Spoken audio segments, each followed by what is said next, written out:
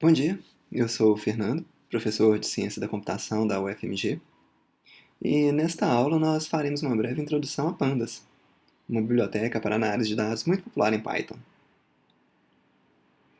Algo que eu imagino que venha ficando claro em nosso curso de programação funcional é a ausência de laços, loops no caso. Pandas vai nos ajudar a ilustrar isso ainda mais. Mas deixa eu começar com um exemplo um pouco mais simples do que eu estou dizendo. Seguindo um estilo mais imperativo de programação, podemos escrever a função fatorial assim. Temos aqui um laço que determina como a variável fact é calculada. Esse laço é controlado por um contador, que neste exemplo é a variável n. Esse é um estilo de programação bem imperativo. O programa contém várias ordens. Por exemplo, coloque o valor 1 na variável fact, compare o valor de n para ver se ele é maior que 1. Se não for, então multiplique fact por n e coloque o resultado em fact de novo. E assim por diante. Temos ordens o tempo todo, a marca de um algoritmo imperativo. Em programação funcional, em geral, ouvimos que podemos usar recursão para escrever programas de forma mais declarativa. Nosso programa fatorial, por exemplo, ficaria assim, escrito de forma recursiva. Veja que neste caso estamos usando uma chamada recursiva para explicar o que é o fatorial de n. Se n for menor que 2, então o fatorial de n é 1. Se não, o fatorial de n é n vezes o fatorial de n menos 1. Mas, na prática, dificilmente vamos escrever programas recursivos quando estivermos programando. Podemos até usar algoritmos recursivos, mas enquanto clientes de código, nós mesmos dificilmente escreveremos algoritmos recursivos. Em geral, quando escrevemos programas, a gente reusa código já pronto, que está disponível em bibliotecas e arcabouços. Alguns desses blocos de código que usamos podem ser recursivos, como map, filter, reduce, mas nós mesmos não vemos a recursão. Por exemplo, podemos escrever a função fatorial dessa forma. Note que aqui não temos nem laços nem recursão explícita. Porém, embaixo dos panos, laços e recursão estão presentes. O que ocorre é que estamos reusando blocos de código já disponíveis em bibliotecas, como a operação de multiplicação, por exemplo, ou o algoritmo de redução. A função reduce ela passou a ficar disponível na biblioteca functools em Python 3. Em Python 2, reduce estava diretamente disponível no escopo principal do programa, e não era necessário importar outra biblioteca. Range, por outro lado, continua disponível no escopo principal do programa, mesmo em Python 3. Existem muitas bibliotecas disponíveis em Python. É possível que essa grande quantidade de código reutilizável seja um dos carros-chefe por trás da grande popularidade da linguagem.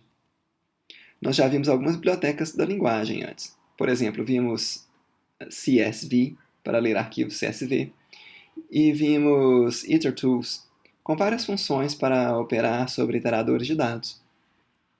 Hoje veremos uma outra biblioteca, chamada Pandas. Pandas é uma biblioteca para processamento de dados. É possível que seja a biblioteca de processamento de dados mais popular que existe para Python. A biblioteca surgiu em 2008. Ela foi criada por um desenvolvedor de software e empreendedor chamado Wes McKinney.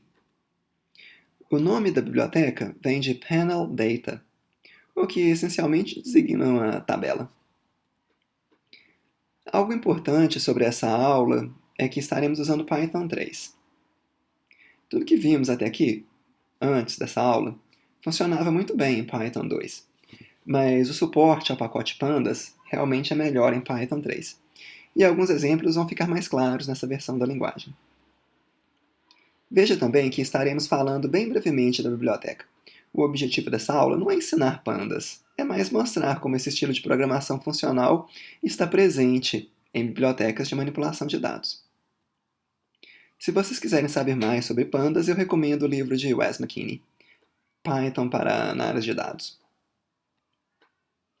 O tipo de dados principal da linguagem é o data frame.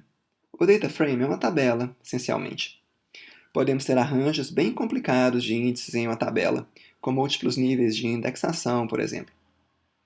Mas por hora, vamos assumir que temos uma tabela com linhas e colunas simples. Como exemplos, vamos representar a tabela do Campeonato Brasileiro de Futebol. Nossas colunas são o nome dos times mandante e visitante de cada jogo, o número de gols do mandante, o número de gols do visitante, a data em que o jogo aconteceu e o local em que o jogo aconteceu. Cada linha representa um jogo diferente. Os índices das linhas são simplesmente números inteiros. Aqui está uma tabela dessas toda preenchida. Os resultados não são verdadeiros, trata-se somente de um exemplo. Vamos então ver como podemos ler a tabela. Há muitas formas de criar um data frame. Eles podem ser criados diretamente em Python, via o construtor da classe DataFrame. Ou nós podemos ler uma data frame a partir de diferentes formatos de arquivo. Nessa aula vamos ler um arquivo CSV. Aqui está nosso arquivo CSV.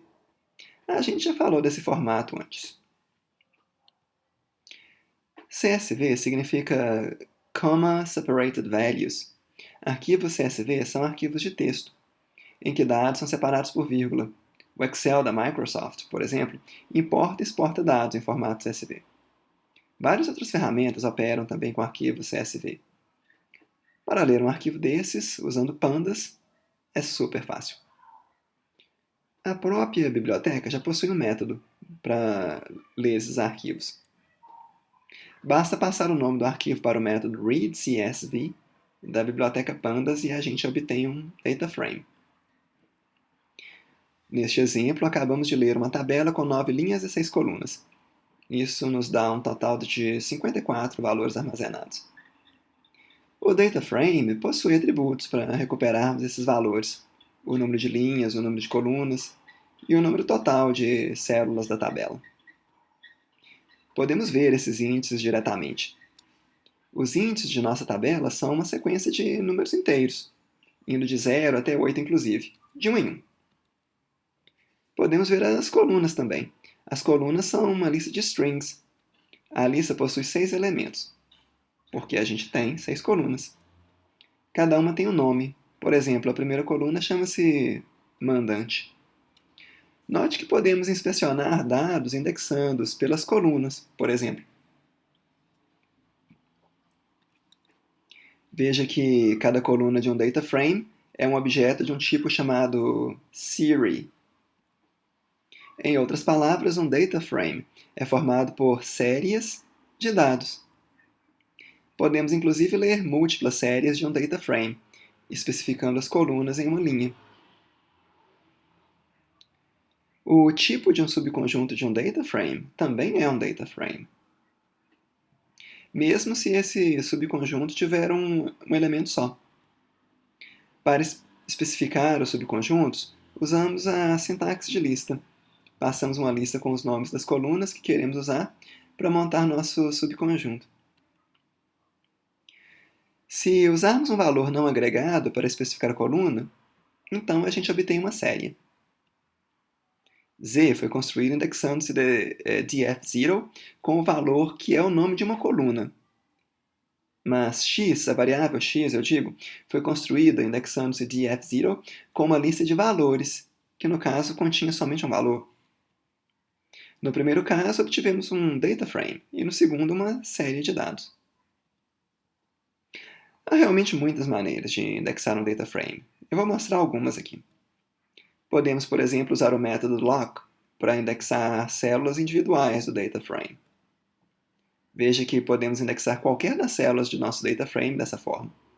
Aqui temos a linha 0 e a coluna goes in, por exemplo. Aqui, por exemplo, estamos vendo o time mandante do primeiro jogo.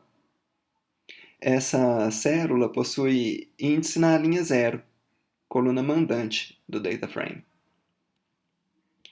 E podemos usar o método iLock, que indexa pela tabela de índices, para listar elementos por linha. Por exemplo, aqui temos o primeiro jogo. Veja que cada elemento que constitui uma linha do data frame também pode ser indexado pelas colunas do data frame. Esses elementos são séries, assim como as colunas de um data frame. É possível também indexar fatias dentro de um data frame, do mesmo jeito que fazíamos com listas lá no início do curso, você lembra? Aqui estamos fatiando por linhas. Note que a fatia inclui o índice de partida e o índice de término. Mas também podemos fatiar por colunas. E podemos usar as duas dimensões para obter fatias do data frame. Enfim, essas são algumas formas de indexar data frames. E há muitas outras. Mas por agora o que vimos será suficiente para a próxima aula, quando começaremos a escrever alguns programas para processar dados do data frame. Até lá, vocês fiquem à vontade para me escrever com dúvidas, críticas ou sugestões.